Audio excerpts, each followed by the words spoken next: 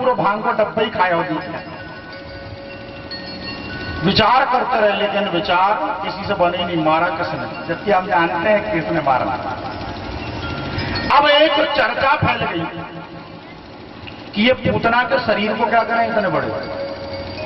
तो पूतना के शरीर के कई खंड करे गए कुल्हाड़ी से, और उतनी चिता बना करके भगवान सुखदेव कहते हैं उनमें जैसे ही अग्नि लगाई तो यशोदा महारानी के पुत्र के प्रभाव के कारण उस चिता से खुशबू इतनी निकली कि सारा ब्रह्मांड सुगंधित हो गया। यहां पर बात नहीं पची भगवान आचार्य सुखदेव की बात नहीं पची परीक्षित को। परीक्षित जी महाराज ने प्रार्थना करी कि प्रभु एक बात मुझे आप बताइए कि ये पूतना भगवान को मारने आई थी, उसके बाद इसकी चिता में से खुशबू क्यों निकली, सुगंधित क्यों निकली। तब भगवान सुखदेव कहते हैं कि कन्हैया एक बार जिसे स्पर्श कर लेता है वो देह दिव्य हो जाती है, और दिव्य देह में सुगंध भी पैदा होती है, खुशबू पैदा होती है। और मेरे कन्हैया को तो पूतना ने क्या पूरा के पूरा 1 घंटा स्तनपान कराया है, तो पूतना नहीं रही, पूतना दिव्य पूतना हो गई थी। इसीलिए उसके शरीर की चिता से सुगंधी निकली और सारा ब्रह्मांड सुगंधित हो गया। इसी प्रकार से पूतना मर्दन प्रसंग यहां पर विश्राम लेता। भगवती यशोदा महारानी लेकर के कन्हैया को गई और सीधी गौशाला पहुंची। कहां? गौशाला। और गौ की पूंछ को लेकर के कन्हैया को झाड़ती हैं कि इतनी बड़ी भला ने कन्हैया को पकड़ा था, या तो कन्हैया को कुछ वाला लग जाएगी, तो मालूम लेकर के पूंछ और कन्हैया के सिर पर से पैर तक गौ की पूंछ को झाड़ती हैं। और उन्हीं के नामों से इसको कहते हैं, 8 श्लोकों का है ये, इसे कहते हैं श्रीमद् भागवत महापुराण में बाल रक्षा कवच। इंद्रियाणि ऋषिकेशो प्राणान्नारायणो वतुः श्वेत दीपपतश्चैव मनोरक्षतु विष्णवे।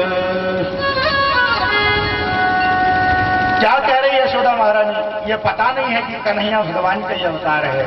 यशोदा महारानी गोद में कन्हैया को लिए हुए हैं, सीधे हाथ से गौ की पूंछ का झोरा पकड़ा और कन्हैया के शीश पर से पैरों तक ले जाती है और उनके ही नामों से उन्हीं को झाड़ रही है। कन्हैया मुस्कुरा रहे हैं गोद में।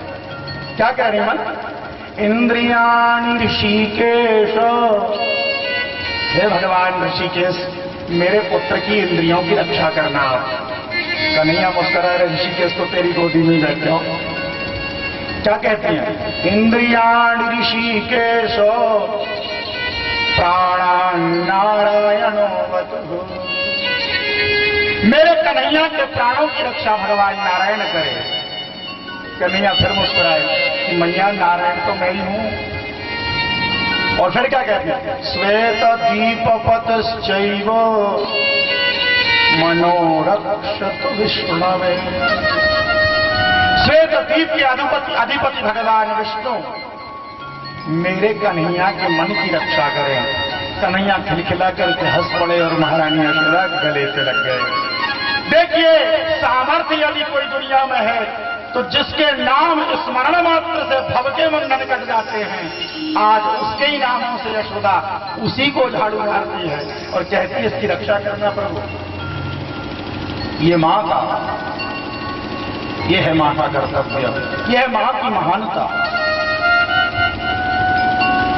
पूतना प्रसंग विश्राम हुआ। 6 महीने हो गए,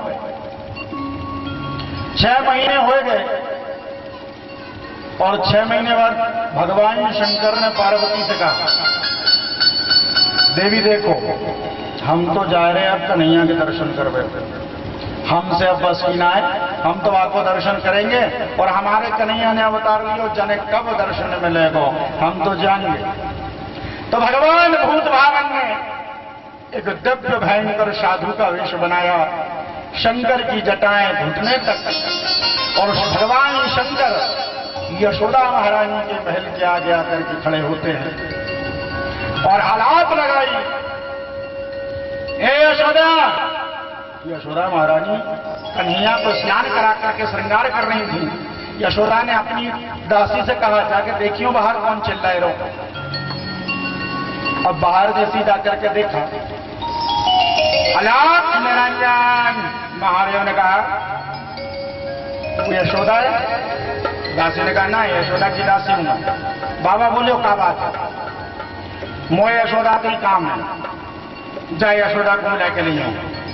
दासी गई, अरे बड़ो अड़बंग में बाबा आया मैया, वो कह यशोदा कोई बोले हो और तो ही काम है, पता नहीं कहा कह वो जाके बातें कह रही हूं मैं काम में लगी हूं, ना आ रही।